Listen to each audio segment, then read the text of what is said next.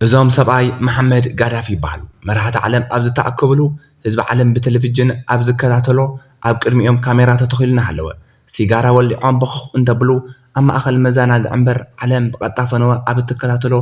ኣኼባ ውድብ ሕቡራት መንግስታት ዓለም ዘለዉ ኣይመስሉን ኣብ ውድብ ሕቡራት መንግስታት ዓለም ሓፈሻዊ ኣኼባ ናይቲ ውድብ ሕቡራት መንግስታት ዓለም ቻርተር ልክዕ ከም ብጣስ ወረቐት ከምዚ እትርእይዎ ዘለኹም ቀዲዶም ዝደርበዩ ኣዝዮም ደፋር ሰብኣይ ነይሮም ኩሎም መራሕቲ ሃገራት ዓለም ግዚኦም ሓልዮም መደረ ኣብ ዘስምዕሉ እቲ ዝፍቀደሎም ድማ 15 ደቂቕ ጥራሕ እዩ ጋዳፊ ግን ሕጊ ነዘየኽብር ትካል ዘውፅኦ ኣይግዛእን ብምባል እቲ ዝፍቀደሎም ሰዓት ሓሊፎም 1 ሰዓትን 45 ደቂቓን መደረ ስሚዖም መራሕቲ ዓለም ድቃስ ክሳዕ ዝመጾም ክጻረፍዎም ክምህርዎም ዋዕሉ ዶብሉ ክብሎም ዝኽኣለ ደፋር ግን ኣይነበረን ብዛዕባ ብሸርሒ ዝተቐተለ ናይ ጸለምቲ ተሟጋታይ ዝነበረ ማርቲን ሉተርን ብዛዕባ ቅትለት ጆን ኤፍ ኬነዲን ሓተቱ ውድብ ሕቡራት መንግስታት ዓለም ኣሸበርቲ ሃገራት ዝተኣከባሉ ምዃኑ ተዛረቡ እዞም ሰብኣይ ሃንደበት ተላዒሎም እንታይ ክገብሩ ከም ዝኽእሉ እንኳን ያኻዲ ባዕሎም እውን ዝፈልጥዎ ይመስለንን ቅድሚ ግሌዘር ፋሚሊ ማንቸስተር ዩናይትድ ንምግዛእ ኣብ ጫፍ በፂሖም ነይሮም መሐመድ ጋዳፊ ናብ ዝኸድዋ ኩሉ ሃገር ንዲፕሎማስያውያን ሕማም ርእሲ እዮም ወናኒ ብቁጥሪ ዘይፍለጡ ሆቴላት እዮም ንሶም ግን ኣብ ሆቴል ክሓድሩ ኣይደልዩን ኣብ ዝኸድዋ ሃገር ኩሉ ኣብ ማእኸል ሜዳ ዳስ ተኺሎም እዮም ዝሓድሩ ንመራሕቲ ዓለም ዝቕበልዎም እውን ኣብ ዳሶም እዮም ወዲ ሓረሳ እዮም ሞ ኣብ ጎጆ ምሕዳር ዝኸርዐሉ ባህሊ እዩ ይብሉ ሓደ ድማ ስለ ዝፈርሑ እዮም ናብ ዓብዪ ህንፃ ምውፃእ ስለ ዝፈርሑ እዮም ኣብ ጎጆ ዝሓድሩ ዝብልዎምን ኣለዉ 2009 ኣብ ኣኼባ ውድብ ሕቡራት መንግስታት ዓለም ንምስታፍ ናብ ኣሜሪካ ኣብ ዘምርሑሉ ግዜ ጎጆ ወይዳ ዝሰርሕሉ ቦታ ስኢኖም መዘራረቢ ኮይኖም ነይሮም ምስ ኣሜሪካ እውን ናብ ሓያል ፀገም ኣትዮም ነይሮም ቅድሚ ናብ ኣሜሪካ ምምርሖም ሓደ ጋሻ ተቐበሉ እቶም ጋሻ ድማ አብዱልማሲ አልማግራሂ ይባሉ 277 ቀተልሉ ናይ ለኮርቢ ምፍንዳ አውሮፕላን ወንጀለኛ ተባሂሉ ልዕሊ 20 ዓመት ኣብ እስር ቤት ስኮትላንድ ዘሕለፈ ሰብ እዩ አልማግራሂ ካብ ቤት ማእሰርቲ ክፍታሕ እንከሎ ናብ ስኮትላንድ ኸይዱ ዝተቀበሎ ወዲ መሐመድ ጋዳፊ ሰይፈ ኢስላም ነይሩ አልማግራሂ ብናይ ጋዳፊ ናይ ውልቀጀት ሊብያ ምስተኣተወ ናይ ጅግና አቀባብላ ተገይሩሉ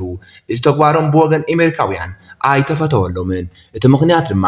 በቲ ናይ አውሮፕላን ምፍንዳ ካብ ዝሞቱ 277 እቶም 190 አሜሪካውያን ነይሮም ጋዳፊ አሜሪካ ምሳኣተው ክሳዕ ዳስ ወይ ድማ ጎጆ ዝሰርሕሉ ምሳኣን ዓብይ ተቃውሞ በጽሖም ይኹን ደአንበር ሓደ ዓብይ ሰብ አሜሪካዊ ጋዳፊ ዓብይ ጋሻ እዩሞ ምሳይ ከዓርፍ እዩ በሉ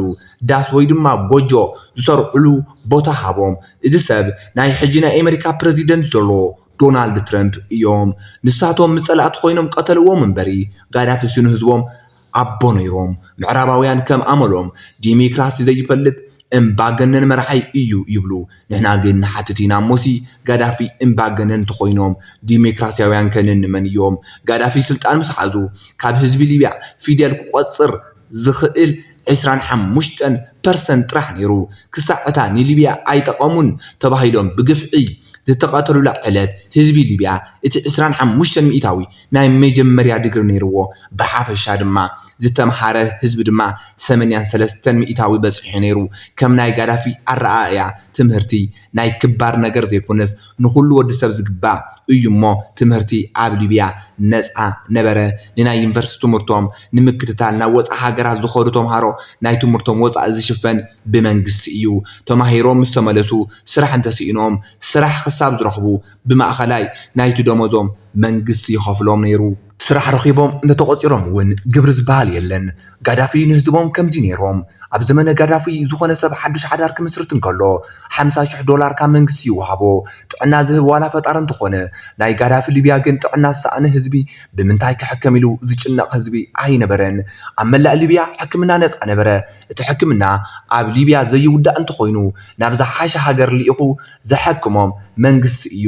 መንግስቲ ንሕክምና ናብ ወፃኢ ንዝኸዱ ንመሐከመ ጥራሕ ዘይኮነስ ንሆቴል ንትራንስፖርት ንፍሉይ ፀገም ዝኸውን ብወርሒ $2,300 ናይ ጁባ ገንዘብ ይህቦም ነይሩ እቲ ጻኒሕት እናወሰኸ እንተኸይዱ እቲ ክፍሊት እውን ይውስኽ ብዘመነ ጋዳፊ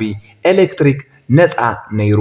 ወለድ ዝበሃል የለን ንዜጋታቱ ገዛ ዘሪሑ ዘረክቦም መንግስቲ እዩ ኣብ ናይ ጋዳፊ ቆጻል መጽሓፍ ብግልጺ ከም ዝሰፈረ ወናኒ ገዛ ንምዃን ሰብኣዊ መሰል እምበር ናይ ቁንጦት ኣይኮነን ኣብ ምድሪ ዝነብር ኩሉ ወዲ ሰብ መንበር ገዛ ይግብኦ እዩ ኣብ ዘመነ ጋዳፊ ገዛ ምክራይ ብሕጊ ዝተኸልከለ እዩ ኣነ ኣብ ሕርሻ ክሳተፍ እየ እንቴልካ ዝሕረስ መሬት መሳርሒ እንስሳ ሂቡ መሪቁ ናብ ስራሕ ይስንዮም ነበረ መሐመድ ጋዳፊ ዝኾነ ሊብያዊ ኣብ ጽርግያ ኮይኑ ዝኾነት መኪና ደስ እንተይላቶ እቲ ፍርቂ ዋጋ ዝኸፍሎ መንግስቲ እዩ እዚ ሁሉ እቲ ቀደም ብዘመነ መሐመድ ጋዳፊ ነይሩ እታ መሐመድ ጋዳፊ ዘመሓድራ ሊብያ ዝነበራ ኩሉ ሃፍቲ ንህዝባ ሂባ ገንዘብ ዘይውዳእ ሃገር ነይራ ጋዳፊ እንዳሃለወ ሊብያ ምንም መንግስታዊ ልቃሕ ዝበሃል ኣይነበራን እኳ ደኣስ ንሕማቕ መዓልቲ ኢላ ኣብ ብሄራዊ ባንኪ ዘቕመጠቶ ልዕሊ 150 ቢልዮን ዶላር ነይርዋ ነዚ እዩ 2011 ጋዳፊ ብግፍዒ ይቆተሉን ከለው ቀዲሞም እምኒ ዝወርወሩ ካብ ኢዶም ዝበልዑ ዜጋታቶም ምዃኖም ሕጂ እውን ዓለም ሕንቀሕንቀሊተይ ዝኸውን ቅድሚ ጋዳፊ ዝነበረት ሊብያ ብምዕራባውያን ዝፍተው ብንጉስ እድሪስ ቀዳማይ እያ ትምራሕ ነይራ ንጉስ እድሪስ ቀዳማይ ድማ ካብ ንህዝቦም ንምዕራባውያን ይሕለቁ ነይሮም ኣብቲ ግዜ ሊብያውያን ብድርኽነት ዝሳቀይሉ ዝነበረ ግዜ እዩ እዚ ሓቂ ሊብያውያን እውን ምዕራባውያን እውን ዝምስክርዎ ሓቂ እዩ ናይቲ ሃገር ናይ ነዳዲ ሃፍቲ መጀመርያ ናይ ምዕራባውያን ናይ ነዳዲ ትካላት እቲ ተረፈ ድማ ንእድሪስን ቤተሰቡን ጥራሕ ይውዕል ነይሩ እዚ ይኸውን ከሎ ግን ንእድሪስ ቀዳማይ እምባገነን ጉዕዙ ዝበሎ ናይ ምዕራባውያን መንግስቲ ኮነ ሚድያ ኣይነበረን ነቲ ናቶም ረብሓ ዝጻረር ንናይ ህዝቡ ረብሓ ዝሕሉ መንእሰይ መሐመድ ጋዳፊ ዝበሃል መራሒ ምስ መጸ ግን ዓይኖም ደመልአ ጋዳፊ ብዕልዋ መንግስቲ ንቀዳማይ እድሪስ ገሊፉ ስልጣን እንትሕዝ ዝኾነ ደም ኣይፈሰሰን ነይሩ ኣብ ታሪክ ዕልዋ መንግስቲ ድማ ተራእዩ ዘይፈልጥ እዩ እሞ ምዕራባውያን ባዕሎም እውን ሰላማዊ ዕልዋ መንግስቲ እናበሉ እዮም ዝፅውዕዎ ጋዳፊ ስልጣን ምስ ሓዙ ሃፍቲ ናይ ሊብያውያን ሊብያውያን እዩ በሉ ነዳዲ ሸይጦም ንህዝቦም ቤት ትምህርቲ ሆስፒታላት ጽርግያታት መንበር ገዛውቲ ሃነጹ መናባብሮ ሕብረተሰብ ተማሓየሸ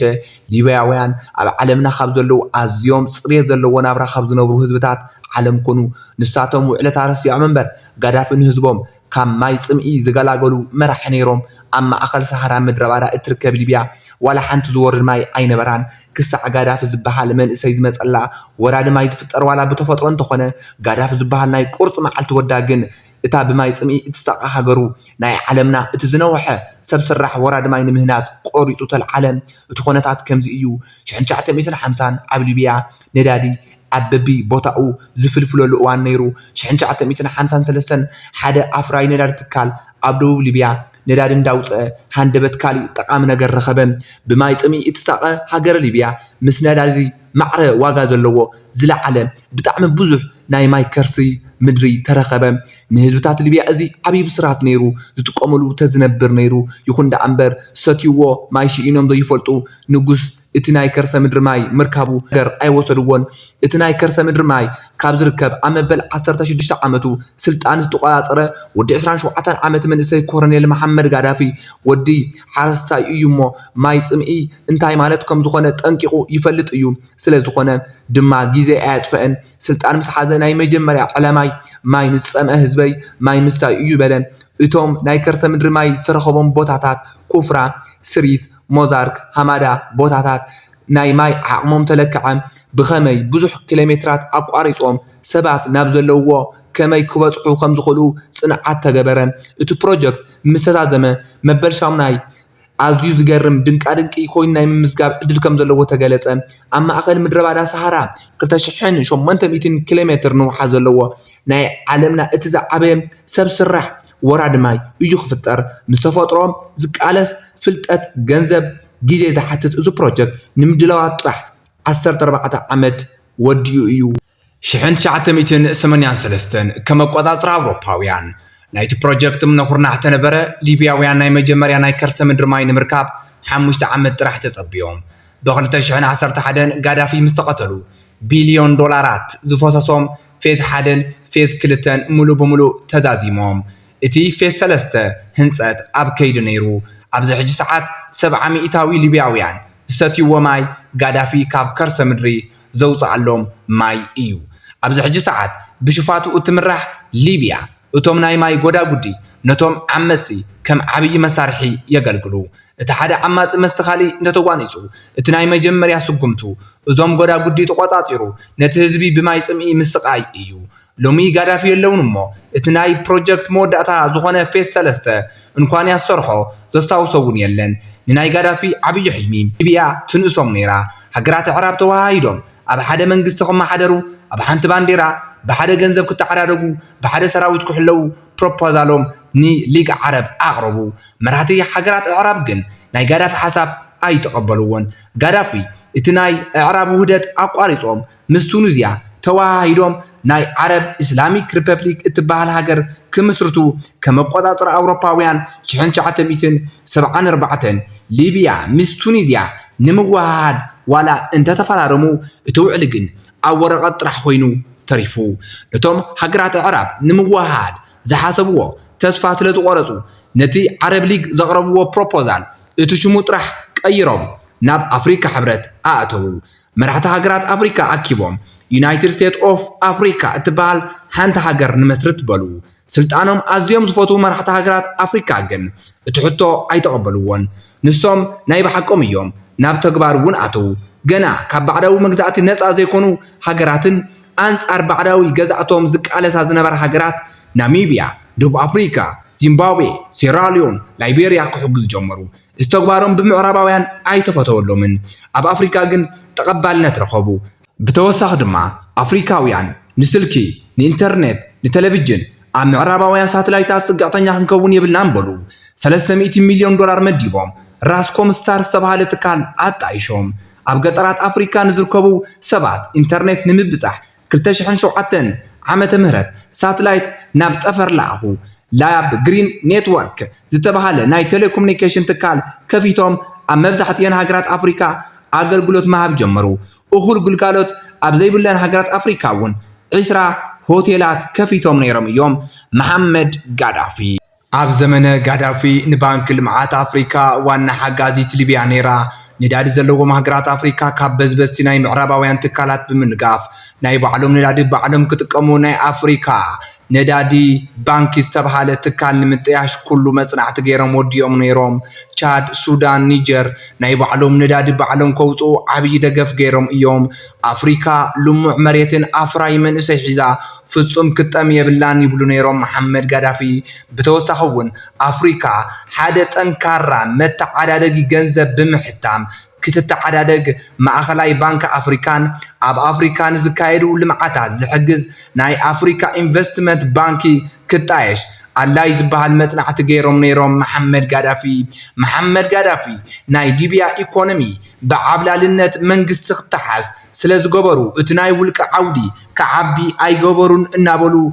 يوقسوهم نيروم بتوسخون منقسي نهزبي قزا صريحين معدال عبي دليا زنوبرون زون ولا بتكبار رزرقاقص انتخونه يكون دا عنبر اب زمنه قادافون قزا زينبروم ليبياويان معات نيروم نايت هاجر اتاوي اب نداد طرح استمترته خون غيروم كالوت عودتات كسفحفحو اي كالون انابلو زوقسوم غون نيروم بفلاي اب تدحرواي سلطانهم نسومن دقومن انبا جننات كوينوم ايوم زبلون አለው برجز منقس قادافي نايسب يومو بزحات صقمات نيرمو يهون دا أمبر بزعبا نستوم قرب زيوش النقو مسناي قادافي صلاة بحبار بمخان حاقروم بنفرت الجات اعنيوم قادافي اواردوم كقتلوهم زبس حقن اي نبارن اتقوان ليبيا خم هاجر زعبرت اللونيرو غازيتنيا CBS ألم بيزي كاب ليبيا الناس أبسابيو ليبياويان ني أمريكا يلمنوا ألو بجاخي هاجرنا